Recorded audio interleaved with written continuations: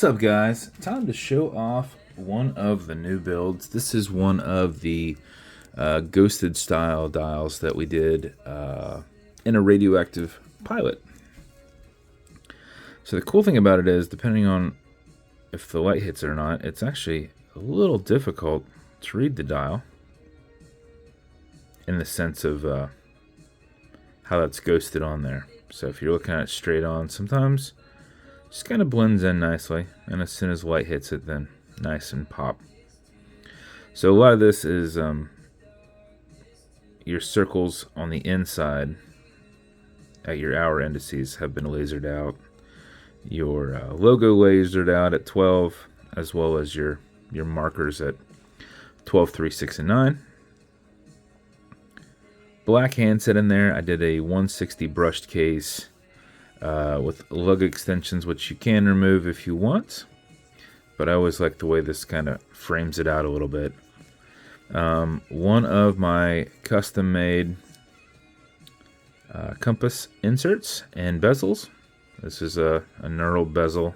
You only get these, the inserts are made to fit in these specific bezels, so you've only seen a couple of them. But threw one of those on there. Matching crown to the case, as well as the case back and the preview buckle. And then this is on a nice, super soft,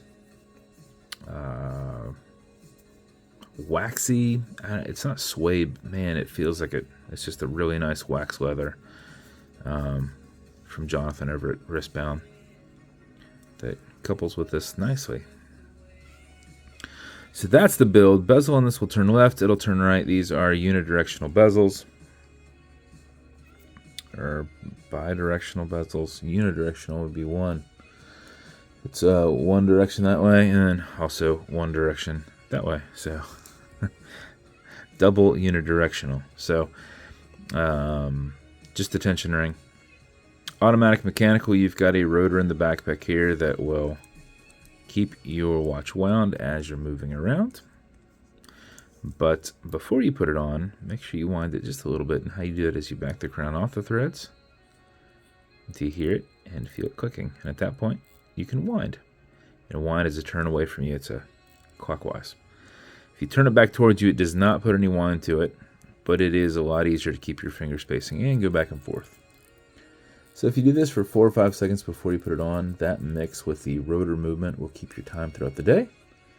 If you're going to be at a desk or driving or etc., you can sit here and wind it for another 4 or 5 seconds. You'll max out your 31-hour power reserve on it. You cannot overwind it. It's got a slipping mainspring. This does not accept any more input after it is fully wound. These things actually run about 36 hours. If you wind it up and set it down and then come back, it runs about 36. When you're happy with your winding, you're going to pull it to the 1 and only click, and you can now set your time. Now, it does not have a hacking movement, so it's going to keep going. And you'll also notice you've got a wobble crown. This deflects lateral pressure from going into the stem and into the movement, as well as your keyless works. So when you're pushing and manipulating, you're not putting any pressures that way. Okay, Google, what time is it? It's 9:43 a.m. 9:43 a.m. When you're good, you're going to push it over, get it out of that time setting, and then wind it down. And that is the build. These right here, you'll pop those out, and then just remove those from those pieces and then reattach here, not using your quick disconnects. You will then no longer use those. One of the reasons I use these is because the straps are a little bit thicker, for one, and whenever they go up in here, they're oftentimes just kind of coming straight out because they're kind of bunched up in there, and this gives it that pliability to put it in a watch roll. Gives you a little bit of extra length. It frames out nicely coming out under the case. So I like the look, but those are removable. So that's the build. As with every build, you're going to get matching beads. This is going to come in a matching dial box, slider box. It's going to come with watch cleaner. This is a foamer, good on all glass and metal, so everything here in the center. Okay, Google volume down, as well as a matching microfiber. Will come with leather conditioner to keep this strap perfectly soft if you ever need it. Just utilize another, don't use one of your microfibers, use a rag or something like that. Apply it on the front and back, let it soak in, remove any excess. I'd start with the back if you feel that it's not as soft, because that's what's touching you. And then lastly, some fine scratch remover. This is Novus 2 from Amazon, just repackaged. It's like Polywatch. It's for your acrylic glass, because you can scratch it. But if you do, no worries. Put a tiny bit of this on it and buff it out using your color matching microfiber.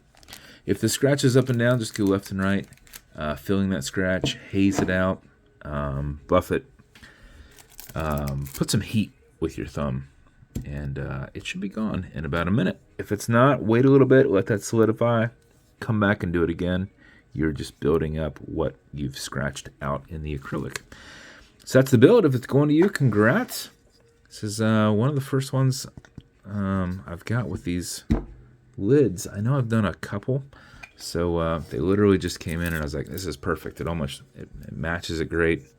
The stain essentially matches it really great too. So but that's the build, and if it's going to you, thank you so much. Hope you love it. And if you want me to build you something custom and unique, reach out and I'll see what I can do. And if you want to continue to see videos like this, like and subscribe, as I put them up all the time. Thanks, guys.